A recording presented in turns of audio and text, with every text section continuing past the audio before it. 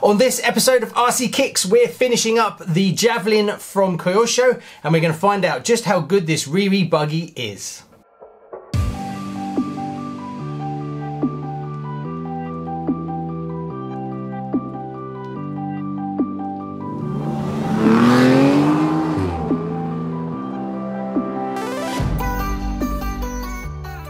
Hi and welcome to RC Kicks. On today's show, well, we're finishing up the Javelin from Kyosho. We managed to get to page 17, number 20, so we're now focusing on the rear arms. If you haven't seen the previous video on this, I've got an unboxing video and the first part of the chassis build. I'll put a link up here, go check those out, because this is not really going to make much sense until you've watched those videos.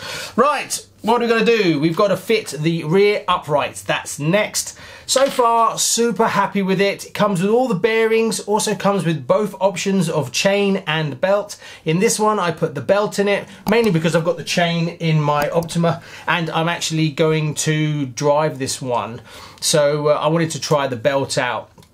Swapping over to a chain is a bit of a mission if you decide to do it later on, as you have to dismantle the rear and the front. So really you've got to make your choice early on and kind of stick with it. And then the only chance you probably would have to change it from, say, a belt to a chain is when it's worn out, which can take quite a while. Right, let's crack on. Now we're on step 20, rear hub carriers. I'm a big fan of the locking hexes, which is OT231. They're really nice. You don't have to add any Loctite or anything, they just tighten in and your hexes won't fall off when you remove your wheels. Also, you get your bearings included, so that's fantastic. One thing to be careful of is when you're installing the pivot balls, make sure you leave 1 mm of space, don't over tighten them. Step 21, rear suspension. Now, unfortunately, you will notice you have two E-clips that you have to attach to the main pins of OT249. Don't forget to put some grease on the end of the dog bones. Now, you can change the camber by changing out the OT204. Please see the manual for more information.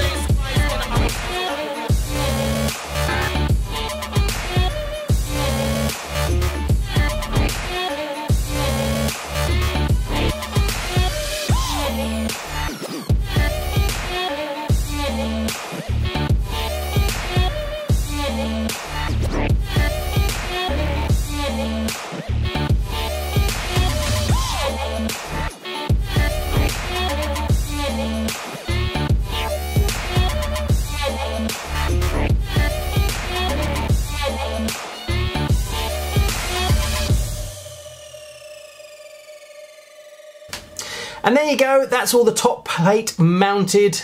A few problems, mainly my problems.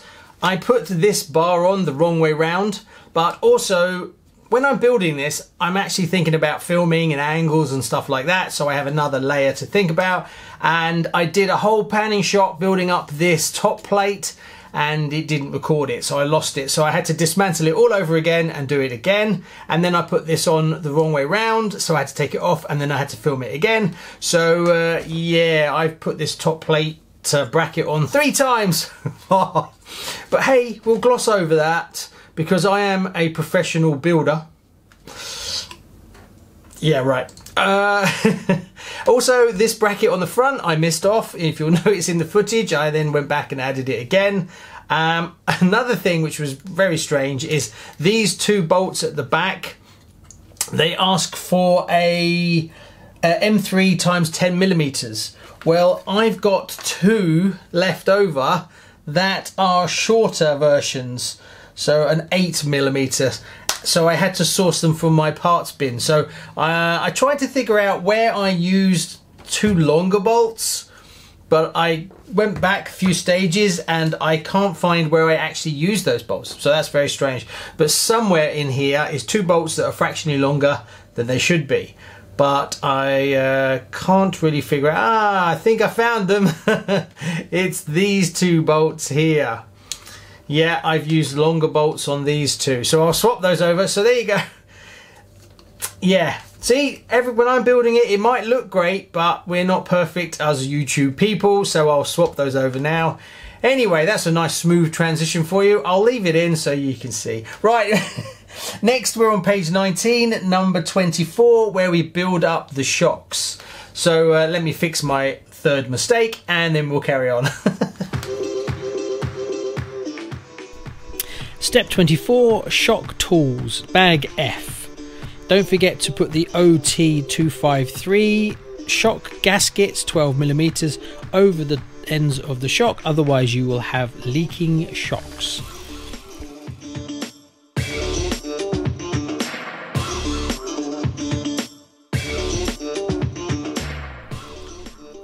Attempt 1, attempt 2, attempt 3, attempt 4, attempt 5, and 6, and 7, and 8. Oh, drives you crazy.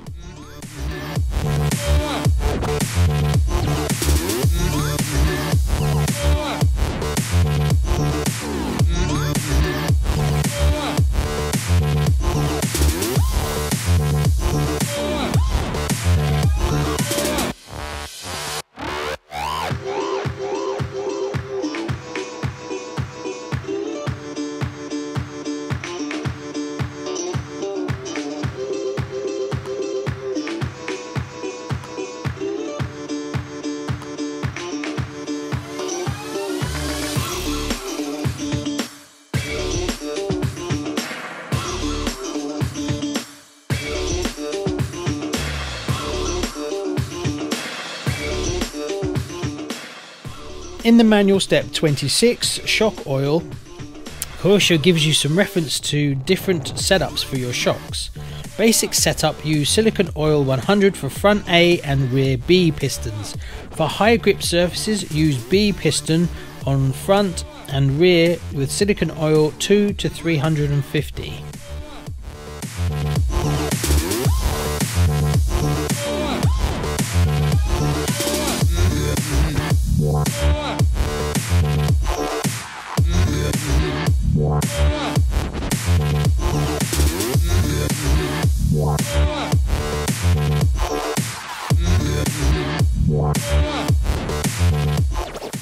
On step 29, from bumper RXESC, you have OT207A and OT207B. So you have 2 choices of bumper. One is a minimal bumper that sits in the middle, and the other one protects the whole front.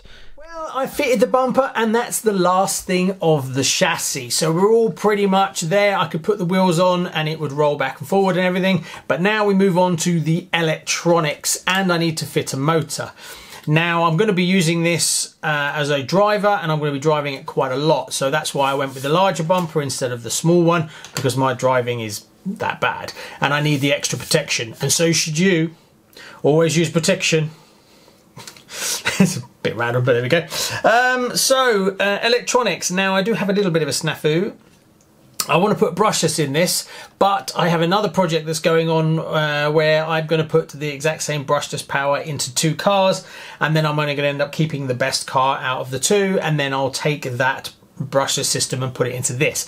But before that happens, I want to get this up and running. So I'm basically going to put in a Kyosho G15 15-ton brushed motor, and I'm using a cheap brushed ESC just to get it up and running. 15 turns should give it a bit of a punt. I'll put it around the track as well, and then later on when the brushless system becomes available, I'll fit it into this, or I'll end up just buying my own brushless system for it. The main issue with these is you don't get much space, so you've got to have a very small electronic speed controller for this buggy, or you lose the driver, one or the other. So we'll see how we go. Right, let's fit the electronics and bring it to life. You can call me stupid. Yes, you can call me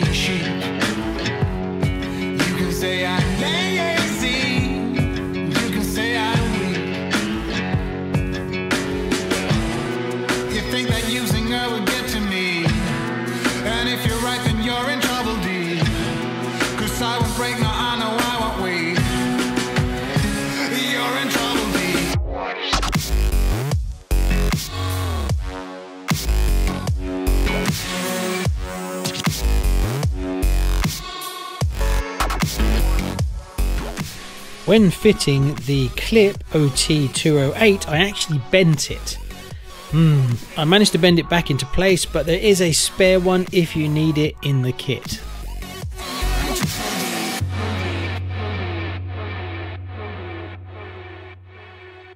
But when it comes to her, you better keep it sealed. Don't you dare say a single word, or I will strike you where it feels. You think that using her would get to me, and if you're right then you're in trouble deep. 'Cause I won't break, no I know I won't wait. You're in trouble deep.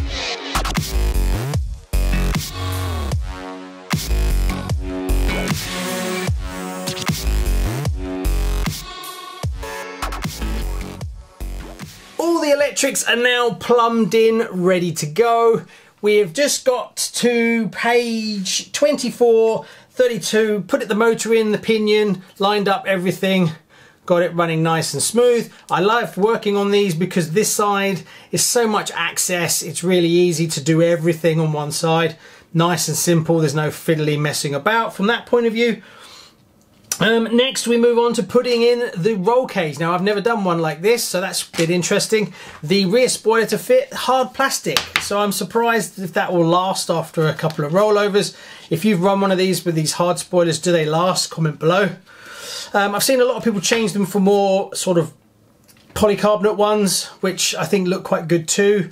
So whether I'll do that or not, I don't know. Depends. If this is super fragile, then I probably won't run it more than just once around the track, and I'll change it for something else.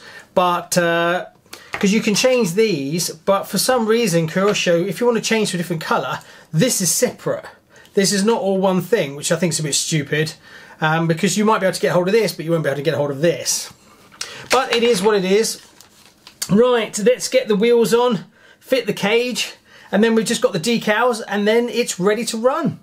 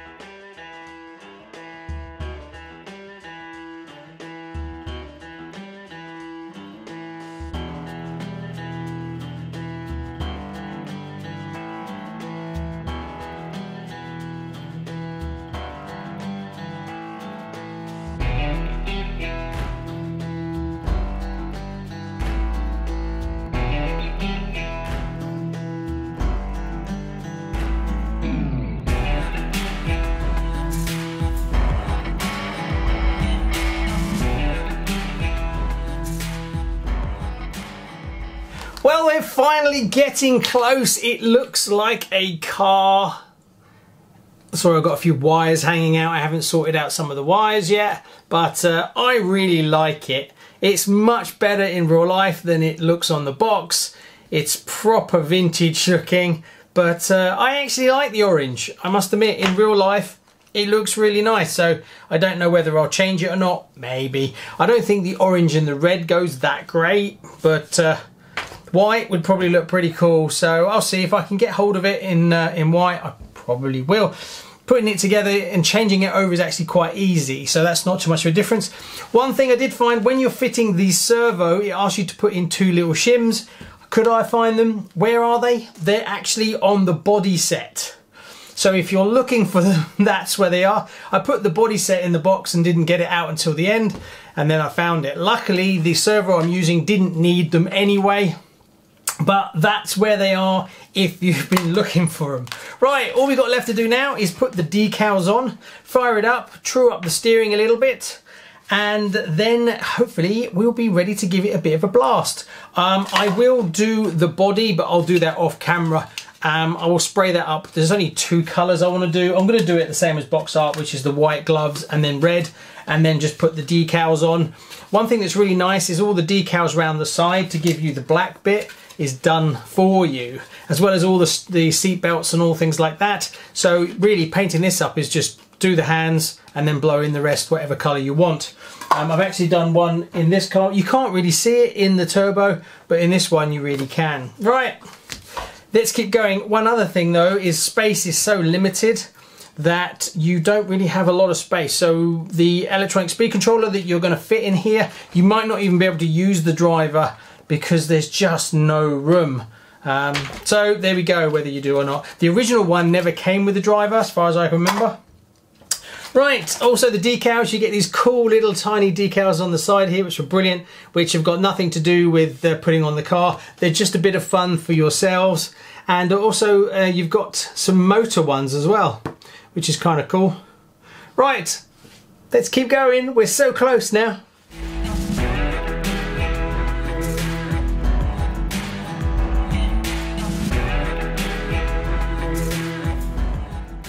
One thing that I have noticed is that when you fit a battery into the car, it can be a bit of a pain once the car is built, as the cage takes up a bit of the space. So attaching the Velcro straps, you have to remove the cage.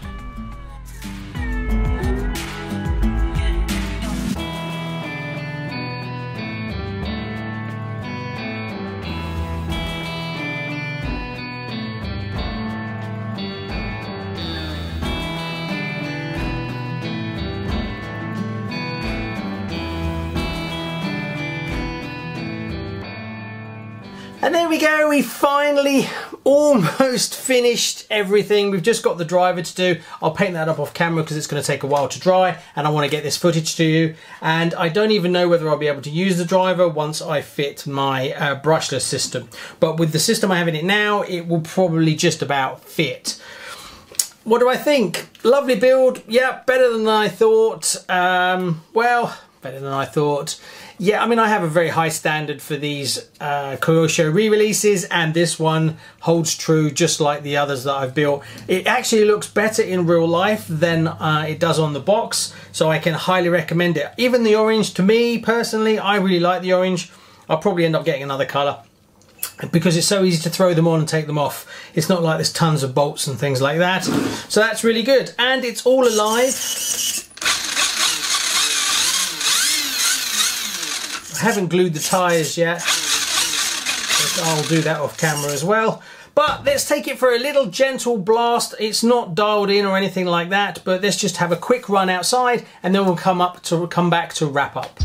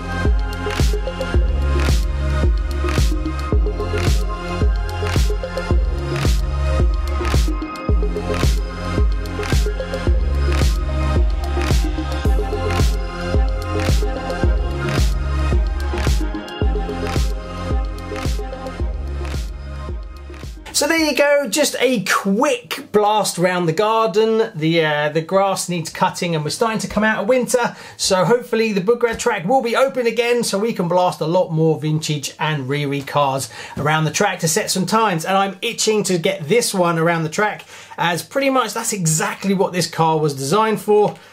These wheels and tyres are brilliant on short grass, and with the big travel suspension, it's going to set a pretty decent time. Now obviously I'm running on a temporary brushed motor and ESC, which will be changed because this can take a little bit more power than what it's got currently.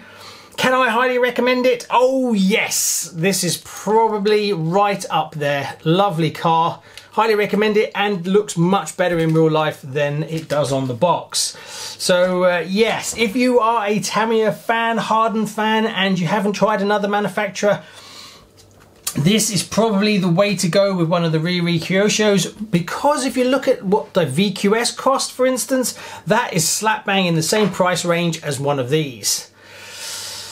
That's a hard decision then, isn't it really? A VQS or one of these. From a quality point of view, this is much higher up there with all the metal that you get, and the fit and finish and the quality is there. Yeah, so you have to decide for yourself. Comment below what you think. Do you think this is a better way to go than, say, a VQS, same price point, and you get all your bearings and everything like that as well? Anyway, thanks very much. Please like and subscribe, and if you would like to see content from RCKicks before this, or you'd like to see more content, go check out the RCKicks Patreon page and also the RCKicks Facebook group, as there's now 3,000 people talking about all kinds of RC manufacturers, from Kyosho, 10th Technology, Team Associated, Tracks. Everything is welcome there, beginners to experts. We are not manufacturer specific. See you soon. Bye bye.